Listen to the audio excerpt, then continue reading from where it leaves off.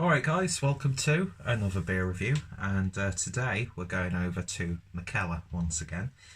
Even though it seems like every other beer review is a Mikkeller related beer review on the channel, I've not actually had a Mikkeller beer for quite a while.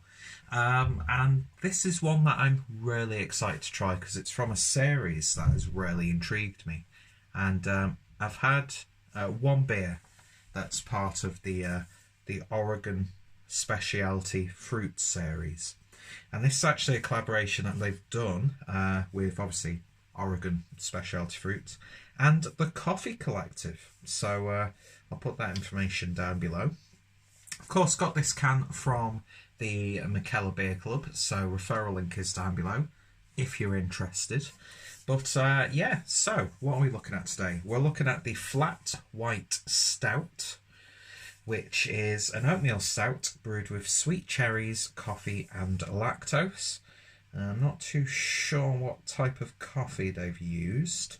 It just describes it as gourmet coffee. And yeah, so they've used Oregon fruit, sweet cherry, obviously hops, lactose, oat flakes, roasted barley and barley malts, of course yeast. And this is clocking in at 7.5% ABV in a 500ml can with just awesome artwork from Keith Shaw on this one.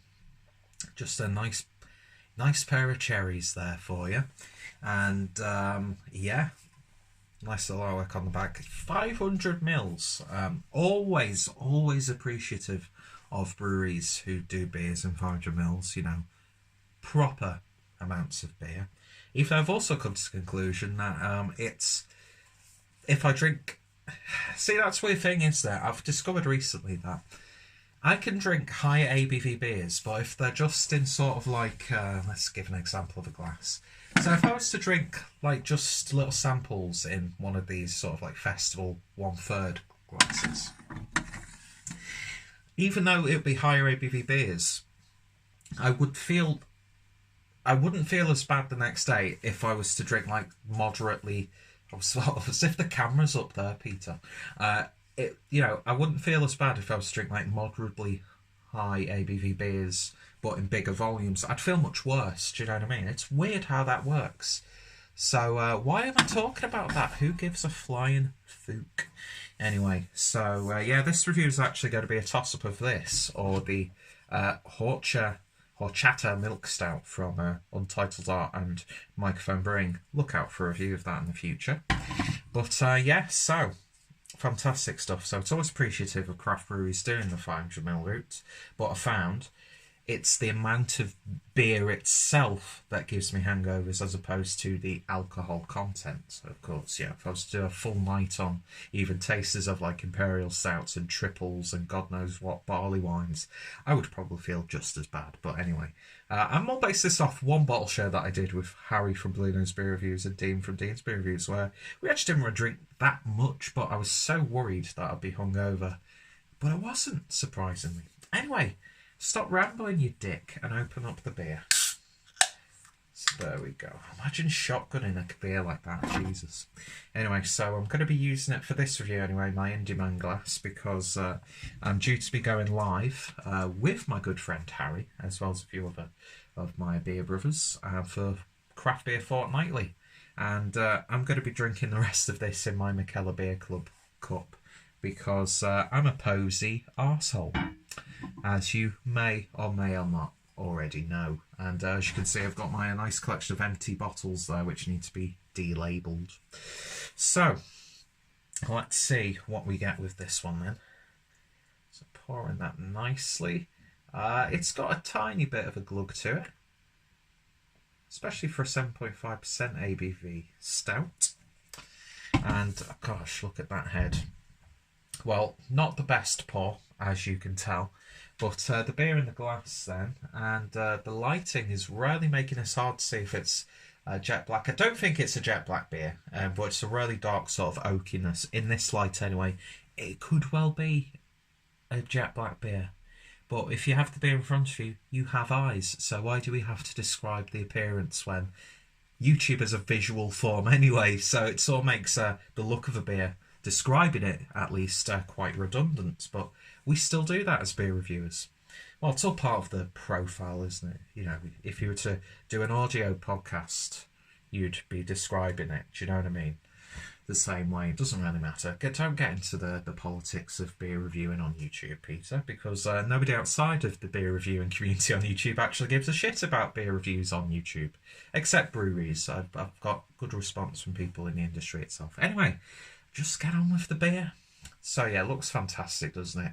And a lovely sort of almost like a sponge cake mix looking head. But yeah, nice and deep and dark. Anyway, so let's see what we get on the nose. Oh, that smells lovely. That is a really nice beer. It's very subtle. Subtle, but so nice. I tell you what, that coffee character in this beer is fantastic. It's not too earthy or roasty. Like I like my coffee in beers. Because I don't really need as if a coffee with milk and 2 sugars flavour. Because then that's sort of like a coffee flavouring. Whereas like proper coffee beans, there's an earthiness to them that I really, really enjoy. And, but this is just a beautiful culmination of the oats mixed with that sweet cherry character, and then you've got the lactose and the coffee. That is so ridiculously dirty. Oh, it's a very dirty beer. It's so ridiculously... I haven't even had a beer today and I can't talk. Desserty beer. Oh, it's like cake batter. Like you've made a nice, like sort of like cherry chocolate coffee cake. Oh, lovely sweet roasty tones. A little bit of an earthiness. It's one of those examples where it's just so beautifully blended on the nose. And actually, one of the nicest smelling stouts that I've had the luxury of smelling recently. Oh, it just smells tremendous. Not too much of that cherry character, which sometimes can be a little bit overbearing, and it does sometimes remind you of a yeast strain character. But this, it's just all complementing them. It's just everything there is just so beautifully rounded. Anyway, enough of the waffling. Let's get on with the quaffling. Not a word, but let's give it a taste anyway. Cheers.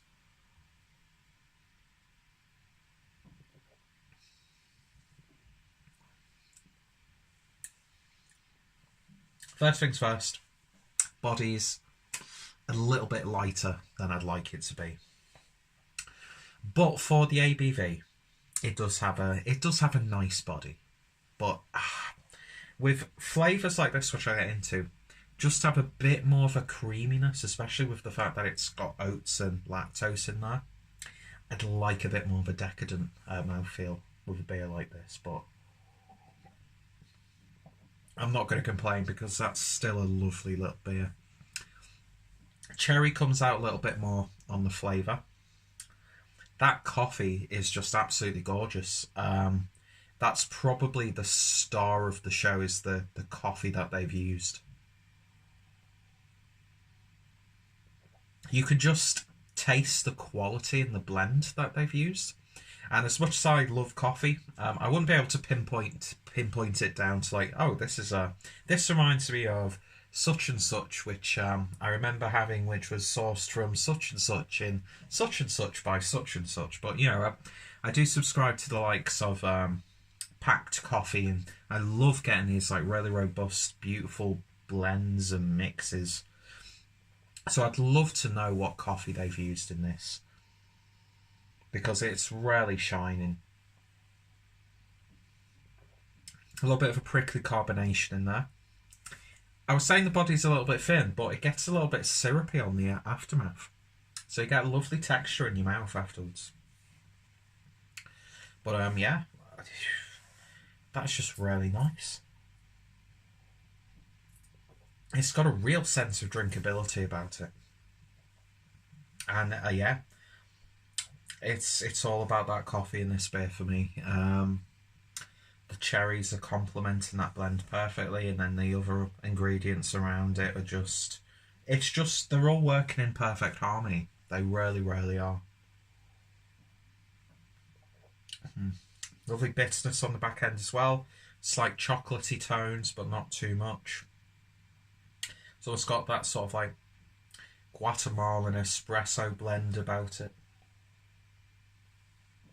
Could have been the most pretentious descriptor I've ever used. But yeah, that's lovely stuff. It really, really is. And even though the body is a little bit thin, it's not hindering the beer. It's not overly complex. It's not too robust. It's got a real nice, simple vibe about it. All of the flavours are definable, but work beautifully at the same time. And yeah, the only thing that's stopping this from getting a 10 out of 10 is the body's just a little bit too light, for me anyway.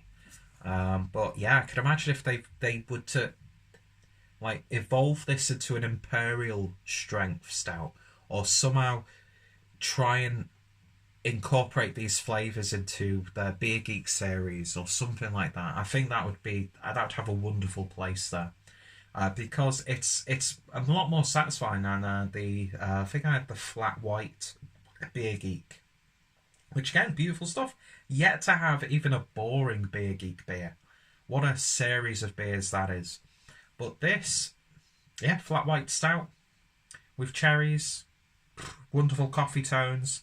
What more could you love as a coffee lover? And if you are a coffee lover, you'll probably be able to detect a lot more of that actual coffee, and maybe what sort of blend it could be, or what type of bean they might have used. But I definitely want to see if the coffee is actually, you can purchase it here in the UK. I highly doubt it, but yeah, if I could have coffee that had the complexity and robustness that the coffee does in this, I'd be a very happy chappy indeed. And this is a great little breakfast beer if you're into that sort of stuff. So yeah, I'm going to give this one a 9 out of 10. You'd be hard pressed to find something as decadent as this, I would say. But yeah, just needs to be a bit more creamier. That's all it needs to be, like 10 out of 10 bang on, but still such a gorgeous flavour profile. I'm very, very impressed with that. And yeah, lovely stuff. So if you tried it, of course, let me know your thoughts, opinions down below in the comments. If you tried anything else from the Oregon Fruit series, then your thoughts and recommendations are always welcome. If you're a fan of the companies that they've collaborated with, give me some thoughts, opinions. The Coffee Collective, definitely going to be looking into those after this review. And yeah, 500 mils of this. I feel truly blessed. Anyway, so 9 out of 10, brewed into prof, as you would expect, although, yeah, it's just fantastic stuff. And 7.5%, it's tasting as robust as a 7.5% stout, but it's just drinking just as smooth as coffee, essentially. So they've hit the nail on the head. So yeah, wonderful stuff. And yeah, Mikkeller doing it for me once again. I'm not going to apologise for the sheer amount of Mikkeller reviews I've been doing on the channel, because quite frankly, they're one of my favourite breweries. So yeah, anyway. So, going to have it in my coffee cup because I'm a pretentious arsehole. At least you can't Iceman pour a coffee cup. That'll be other level. Just look at that. Oh, it's just, I love this cup. Fantastic stuff. Anyway, I've taken up way too much of your time with this. Go check out my Mikkeller playlist. Check out everyone involved in this beer review. And yeah, thoughts, opinions, always welcome. So thank you for watching, and I shall hopefully see you all later. Cheers, guys, and you take it easy.